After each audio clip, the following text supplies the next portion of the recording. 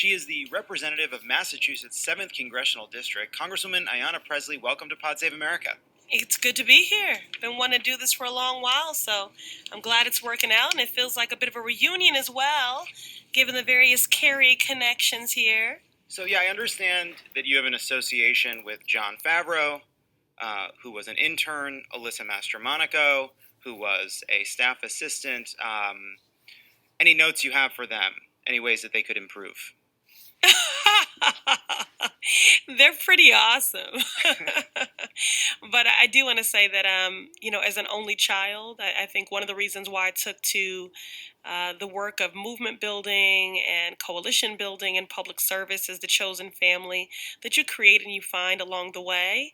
And, certainly John and Alyssa and, David Wade and Heather Higginbottom, those are my fam.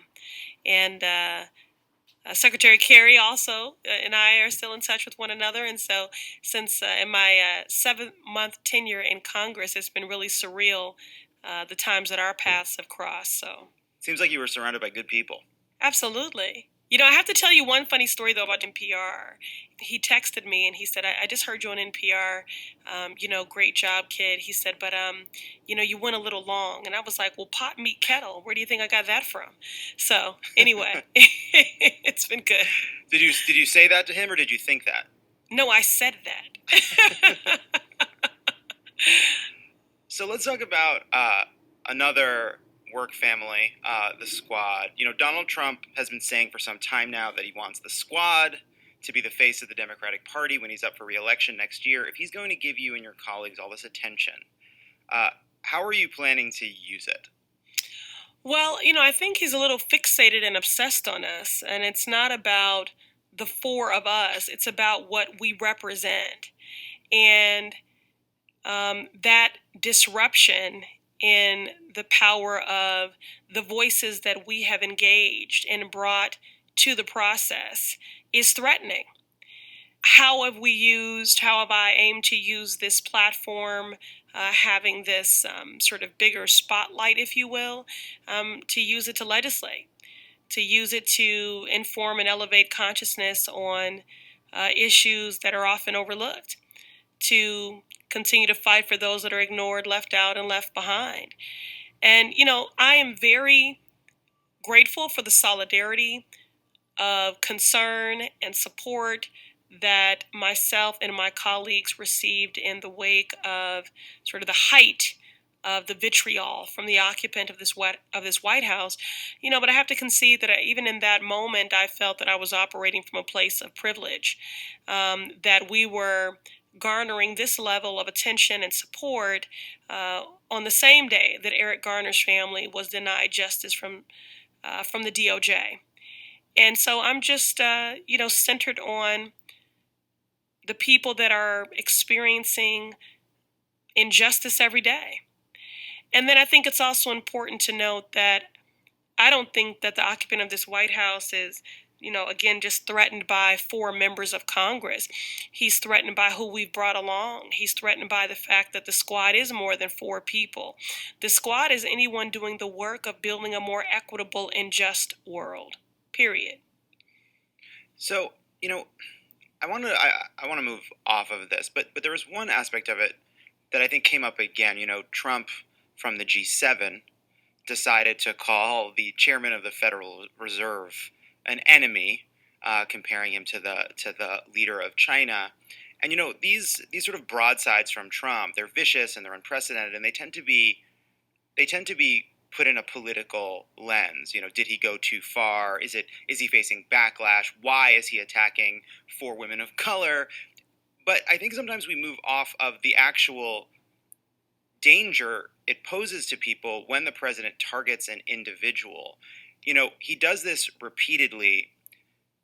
How did it feel when you woke up and you saw that the President of the United States was telling you, an American citizen, that you should go back to where you came from because you're a person of color? What does it feel like to face that kind of a personal threat from a person who's supposed to represent the entire country? Coming from him, certainly not surprising. This is, I can't really offer inflated outrage or feigned surprise. The occupant of this White House and his administration reach new lows every day. And I don't want to give short shrift to hateful rhetoric. It is hurtful, and I think it does endanger people's lives. I do believe it contributed to and is at the root of what happened in El Paso. But at the end of the day, I think he does this to offer a distraction from the chaos of his administration, the callousness of his administration, the corruption that is rampant in his administration. And I just work really hard to not take the bait. I can't, the media's always ask me about the latest thing that he's tweeted. I don't follow him. I'm not trying to keep up with his tweets. I'm trying to keep up with his policies. These hateful, racist, xenophobic policies, these draconian, oppressive, life-threatening, family-separating policies that are being rolled out by the hour. And so, I don't allow myself to be fearful or self-pitying or distracted. I mean, again, my God, what people are dealing with in community every single day because of the hardships and the inequities that are being exacerbated under this administration. I was listening to an analyst earlier today who said that, usually presidents operate with the presidents that have been the most transformational operate from a place of empathy. And the occupant of this White House is void of that. He is spiritually and morally bankrupt and operating from a deficit of empathy. And we see that in the policies that are rolled out across the board. But especially when it comes to this coordinated and unrelenting attack against our immigrant neighbors. So let's talk about some of those policies. You've been an outspoken advocate for gun control, policies that address the long-term impacts of gun violence on communities. What will the House be doing to address gun violence when it comes back into session? And what are you and other members going to do or going to have to do to press the Senate to take up gun control?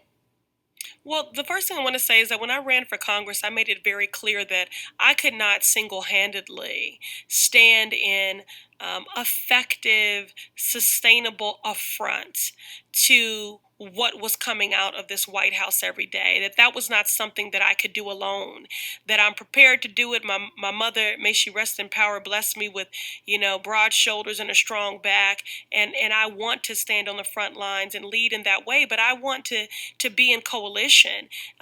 Beating this administration and ultimately evicting the occupant of this White House is all about movement building. So it's not just, and it's about organizing and mobilizing. There's so much analysis about, and rightfully so, the unprecedented nature of this 116th Congress, unprecedented in size, unprecedented in representation and diversity, unprecedented in that it's the first Democratic majority Congress, unprecedented in that it's the first freshman class onboarded or congressional class in the midst of a federal government shutdown. I think these times also demand unprecedented activism and unprecedented legislating, and that's not work we do alone. We have already reported out of the House a universal background check bill. We need to also move on a federal assault weapons ban. We need to pass red flag legislation, which would, keep guns out of the hands of those that are dangerous to themselves and to others. But that's not enough. I know we talk about the fact that we're doing the work in this Democratic majority Congress on these issues of care and concern and consequence to the American people, and these issues continue to sit. The bills that we're reporting out, are sitting at the door of the Senate, but that does not mean that we shouldn't continue to lead and to legislate on those issues. And when the Senate, when our democracy is working again on behalf of the American people, and that happens from the pressure on the outside that activists and agitators, continue to talk about the fact that we're doing the work in this Democratic majority Congress on these issues of care and concern and consequence to the American people, and these issues continue to sit, the bills that we're reporting out, are sitting at the door of the Senate. But that does not mean that we shouldn't continue to lead and to legislate on those issues. And when the Senate, when our democracy is working again on behalf of the American people, and that happens from the pressure on the outside that activists and agitators, continue to exert, um, we will have established a new floor, on these issues. The other issue that I've been working on, other than gun violence prevention, is just the issue of trauma. For every life that we are robbed of due to gun violence, a minimum of 20 people are impacted. And so, in communities that are disproportionately impacted by community based violence, and it's important that we're holding to narratives. I think if there's any urgency felt, it is often about the most dominant narrative in our public square, and that is mass shootings. And they are tragic. And domestic terrorism and the lives that we are robbed of in our faith houses, our churches, our mosques, our synagogues, at schools, at concerts is important, as is the community-based violence that is happening on our city blocks and in community every day. And we have to address the residual trauma that gun violence is leaving in its wake. I'm so proud that I was able to convene the first hearing in the history of Congress in the Oversight and Reform Committee on the issue of childhood trauma. I'm really focused on the federal government making an investment to support those survivors of gun violence in not just in treating their trauma. We need to have an equity when it comes to community-based gun violence and mass shootings. We need to have an equity in outrage, an equity in justice, and an equity in healing. So in May, I want to talk about housing, because in May, your questioning of Secretary of Housing and Urban Development Ben Carson went viral. In the clip, Carson tried to reclaim his time, seemingly unaware that that was not something he was allowed to do. It was great to watch you grill him on this issue, and you've made housing policy an important focus of your work. What does the housing crisis look like in your district, and what do you think that HUD needs to do, that we need to do in as a country in Congress to address the issue? Well, Secretary Carson said that he will not be participating in a second Trump administration. That's his departure is not soon enough, not only for me, but for the various people, the millions of people for whom he is charged with the most critical infrastructure in this country, and that is our housing. Housing is a human right. It is a critical determinant of health. It has everything to do with social and economic mobility. One of the examples I lift up a lot is, because I've done so much work in the space of decarceration and prison reform and reentry, is 30% of those in my district that have been released from correctional facilities or private prisons are being released to shelters. And we're saying, make a positive contribution, legitimately get back on the grid, and they're being released to shelter. And so if you know that the primary driver of recidivism is unemployment, are you really serious? It seems disingenuous. And then we have housing policies that deny returning citizens, formerly incarcerated men and women, often from reuniting with their families within public housing. So how I've been getting at the issue of housing, which is the number one constituent concern, call, grievance. That was true when I was a city councilor, and it continues to be true now that I'm in Congress. It's the only other issue that rivals it in terms of calls would be immigration cases, is that I've been convening since well before I took an oath of office or was even elected, these equity agenda roundtable discussions where we engage community, and they're not the traditional town hall. We have breakout sessions. It's a two-way dialogue. I've always maintained that people closest to the pain should be closest to the power, driving and informing the policy making. And so I take my cues from community, and I'm so proud that out of the 20 pieces of legislation in the housing space specifically that I've introduced or co-sponsored, they were all directly informed by what I was learning from the people I represent in the Massachusetts 7th, who I'm cooperatively governing with. Some of the things that I've been supporting legislatively are, within the Mass 7, 60% of my constituents are renters, and they need rent relief. And Senator Kamala Harris introduced the Rent Relief Act. I'm a co-sponsor of that, which means that for those families making less than $100,000, which is true for most, and paying more than 30% of their income towards rent and utility, that they get a tax break. I'm also, considering and ruminating on introducing legislation that would allow for rent for those who pay their rent on time, for that reporting on their paying their rent on time to count towards their building up their credit. Because within the Massachusetts 7th, we have deep income inequality and a racial wealth gap. The Aryan wealth for a black family in the Massachusetts 7th is $8, and for a white family is $247,000. Within the Massachusetts 7th, in a 3-mile radius from Cambridge to Roxbury, median household income drops by $50,000 and life expectancy by 30 years. So there are great inequities and systemic, embedded, and entrenched disparities in the Massachusetts 7th, one of the most diverse and unequal districts, in our country. And another way that I'm looking to get at this is having co-sponsored Senator Warren's housing and economic mobility legislation, which is specifically targeted on federal investment in those communities that have been impacted by redlining, and also provides financial support for low-income families for a down payment for a mortgage. So those are just some of the things, that I'm looking at. I'm developing federal legislation around tenant protections and preventing eviction, again, which is also growing. Ultimately, I see housing as a human right and as a critical determinant of health. And so this is a public health crisis. And the last thing that I would share is in the Financial Services Committee, which I serve, housing is under that. And the first full committee hearing that we held was on the issue of homelessness.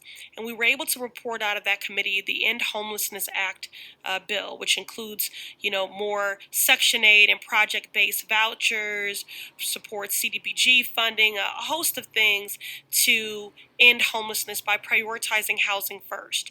That bill is $13 billion to end homelessness. And that is the equivalency of the cost of one military aircraft carrier. So ultimately, this is just about what do we really value? And it's about, political courage and will. We also spent $1 trillion on a tax cut for corporations. So you voted against a border bill in June that would have provided aid for detained families and give additional funding to ICE. How do we balance the need to aid people being detained by an inhumane administration with the need to rein in CBP and ICE if the two continue to come up in the same pieces of legislation? Well, I voted no because, one, I didn't buy for a second that the humanitarian crisis at the border had anything to do with the deficit of funding. When I went to the border to bear witness to this humanitarian crisis, we saw plenty of toothbrushes and toothpaste and the like. So again, the cruelty is the point. It's simply about how you choose to dedicate and allocate those funds.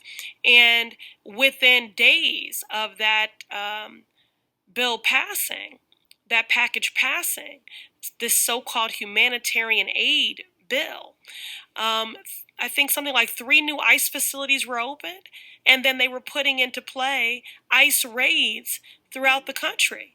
And that is why, throughout my campaign, I called for the defunding and the abolishing of ICE. And let's be clear, I was an aide on the federal level 16 years, a city councilor for 8 years. I am not cavalier about the abolishing of any agency. There are plenty of agencies that I think are in dire need of reform, and I do that work with my team every day to hold them accountable. But an agency that is using what throughout history has been proven as one of the most effective tools of oppression, which is to separate families. We're all shocked by what we see, but we've been here before on reservations with indigenous and native people, at the auction block during slavery. And so I will not further fund and embolden a racist and rogue agency. And before I took that vote, as I do with all things, I confer with those closest to the pain. Activists, advocates, families. And I also spoke with leadership in the district, mayors, our district attorney, our attorney general, and they supported my decision. We talk about what's happening in border communities, but the Massachusetts 7th is 40% immigrant. So I had seen up close and personal the abuses of ICE. And so, where do we need to go? For me, we're going to continue to hold them accountable using the checks and balances and the reach of the Oversight and Reform Committee. We're going to continue to go to the border, continue to bear witness to the trauma there, and to tell people about it. And as I said at the border, we will lift up these stories in the hopes that people will have an epiphany and some level of enlightenment and humanity. And if they don't, we will bring the fire. That's it. But, we have got to get to a place where we are prioritizing the preservation of family, allowing asylum seekers, which is a legal human right, to settle in community while awaiting review of their cases. You talk about Ben Carson. Here's someone who's a neurosurgeon, for God's sakes, and I can't even get him to affirm. I know that video went viral, but I didn't do that for something to go viral. I wasn't browbeating the secretary. I wanted him to just acknowledge that this is a critical determinant of health and that being poor is not a character flaw. And simply because you can't afford more doesn't mean you don't deserve better. And people living in homes with raw sewage, rampant with rodents and mold. And when I asked him, would you let your grandmother live there? He couldn't even answer that. And then they roll out this mixed immigration status rule. Every immigrant family I know is mixed immigration status. They have TPS holders, DACA recipients, asylum seekers. And to say that they cannot remain in public housing, and now we are deporting people with children with terminal illnesses? The cruelty is the point, void of empathy. And so we have to continue to organize and mobilize. And I know that people are fatigued. They are weary. I am asked every day if I am growing cynical or apathetic about what is possible, given this inflection point we find ourselves at, given this crossroads, given the gravity of everything, given this fire hose we're drinking from. And my response is always the same. I don't have the luxury. We don't have the luxury to be weary. We have got to stand in the gap for the millions of families that are living in fear. I was speaking earlier about the census. Thanks to the good work of the Oversight and Reform Committee that I serve on, where it's our charge to maintain the integrity of the census, and our questioning of Secretary Ross, to say he testified would be generous. He was there. And the advocates that we worked with in community, we were able to beat back that immigration status question off of the census. But the residual fear and trauma is still out there. My district is one of the hardest to count in the country. And I'm worried we're going to continue to be under-resourced. So, these questions about how to fight back and not being exhausted and when to compromise versus, when to hold the line, these are playing out in the Democratic primary for president. They're playing out in Congress in this fight over impeachment. They're also beginning to play out in Massachusetts. You won your seat by primarying a Democratic incumbent. When you look at the situation that's developing now with Joe Kennedy contemplating a run against Senator Ed Markey, what do you see? What do you see in that potential fight? Well, I'm awaiting developments just like everyone else. I'm not. I don't know that there is a fight. What I would say is that when I think about 2020 and I think about our party right now, I have some concerns. In 2016, we had these, sobering defeats, and we did a lot of analysis about why this happened, this post-mortem analysis. And in 2018, I'm very fortunate to be walking into a Democratic majority Congress, but I'm not sure that we've done the audit and the inventory, of the practices and the strategies that ensured that we could walk into that Democratic majority Congress. In our race, Didn't accept corporate PAC money. We raised and spent $1.6 million. My opponent, the incumbent, raised and spent $6.6 million. 70% of his money was DC corporate PAC-based money. And 27% of our primary voters, it was the first time they ever voted in a primary. We did not use mainstream media. Now, the Massachusetts media market is very expensive, even if I had the money, you know. However, but even if I'd had the money, I would not have done that. We decided to invest in ethnic and specialty media. And the Latino community in the Mass 7th is about 7%. So, I had consultants at the table that said, hey, we'll walk away. This is going to be the death knell of your campaign. You're going to go on Telemundo and Univision in a primary? And that's what we did, and we grew the Latino vote by 71%. We grew the student vote by 400%. 250 incarcerated men behind the wall of MCI Norfolk, who I'll be going back to visit in a couple of days, held a debate watching party, endorsed our campaign, and organized a minimum of 3 family members on the outside to go to the polls. We have got to stop making assumptions about who desires and deserves a seat at the table of democracy. And we've got to engage in a politics of transformation and not transaction. Before we ask for a vote, we got to understand what people's lived experiences are, what their struggles are. And I'm concerned we have not taken stock of those lessons to apply them heading into 2020, but also right now as we seek to legislate our actualized values in the face of this draconian administration.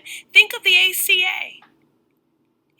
That wasn't preserved because of the conviction or the courage of lawmakers. It was saved because of the courage and convictions of everyday people who stood in the gap, who laid their bodies on the line, who demanded that lawmakers, see that quite literally lives would be hanging in the balance.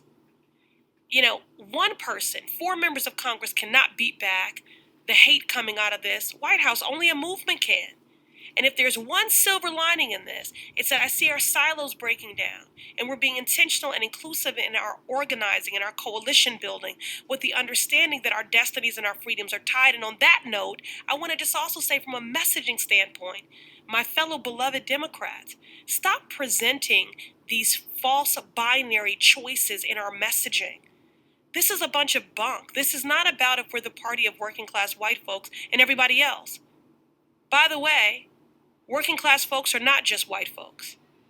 And I will not choose between whether or not we're the party of working class anybody and criminal justice reform. These issues are conflated, and our destinies and our freedoms are tied.